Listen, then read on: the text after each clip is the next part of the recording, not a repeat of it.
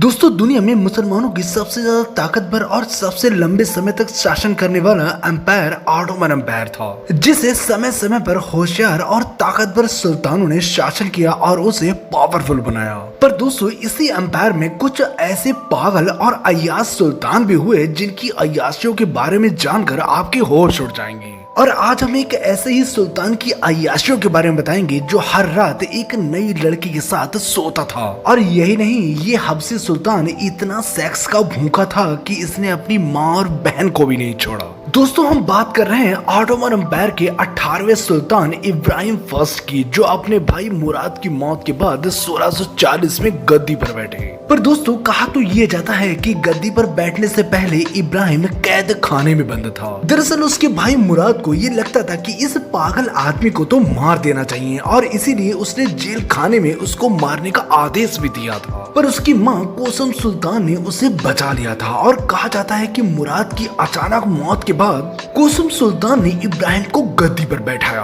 दोस्तों आपकी जानकारी के लिए बता दूं कि ऑटोमन एम्पायर में कोसम सुल्तान सबसे खूबसूरत और ताकतवर रानी थी। दोस्तों कहा जाता है ना कि पागल और अय्याश राजा जब गद्दी पर बैठता है तो उसके काम भी वैसे ही होते हैं। और पावर हाथ में आते ही इब्राहिम अय्याशियों में डूब गया। इसने अपनी हवस को पूरा करने के लिए एक अलग विभाग बनवाया था जिसका काम था खूबसूरत और कमसिन लड़कियों को सुल्तान के बिस्तर तक पहुंचाना। और इसीलिए इसका ज्यादा से ज्यादा समय हरम के अंदर नाच गानों में बीतता था। और दूसरी तरफ सल्तनत के सारे काम कोसम सुल्तान देखती थी। दोस्तों इसकी अय्याशी का आलम ये था कि इसने महल में काम करने वाली हर एक दासी को पेल चुका था। और ये तो हर शाम शाही बाग में दासियों को बुलाकर उनसे गंदी हरकतें करता था।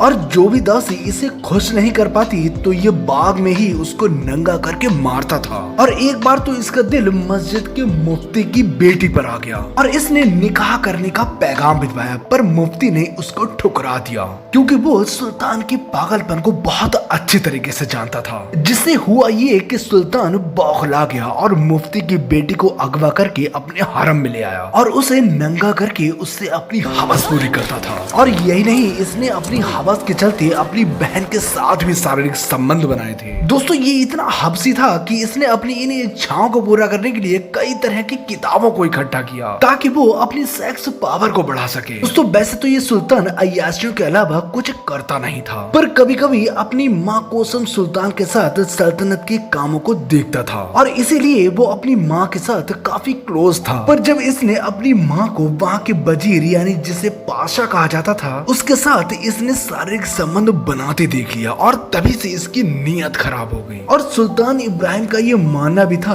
कि घर की चीज घर में ही यूज हो तो ज्यादा बेहतर है। और इसीलिए वो एक रात शराब पीकर अपने माँ के बिस्तर पर अपनी माँ के साथ सो गया। उस रात इसने अपने सारे अरमान पूरे कर लिए। दोस्तों ये वो समय था जब इसकी अय्याशियों का घड़ा भर चुका था। और दूसरी तरफ ऑटोमन एम्पायर की हालत कुछ अच्छी नहीं थी और इसी बीच सैनिकों का भी समय समय पर तनख्वाह न मिलना और किसी भी तरह की सुविधा न मिलने पर सैनिकों ने सुल्तान के खिलाफ विद्रोह कर दिया। और दूसरी तरफ शहर के मुफ्ती ने भी सुल्तान के खिलाफ फतवा जारी कर दिया, जिससे अब उसके फेवर में कोई बचा ही नहीं और उसको गद्दी से हटाकर दोबारा कैद खाने में डाल दिया गया। दोस्तों वो जहाँ से आया था उसको वहीं पहुँचा दिया गया। वैसे दोस्तों सुल्तान इब्राहिम के बारे में आपका क्या कहना है कमेंट्स करके जरूर बताएं। और अगर आपको ये वीडियो अच्छा लगा हो तो प्लीज सब्सक्राइब करें क्योंकि हम ऐसे ही रियल और इंटरेस्टिंग वीडियो लाते रहते हैं।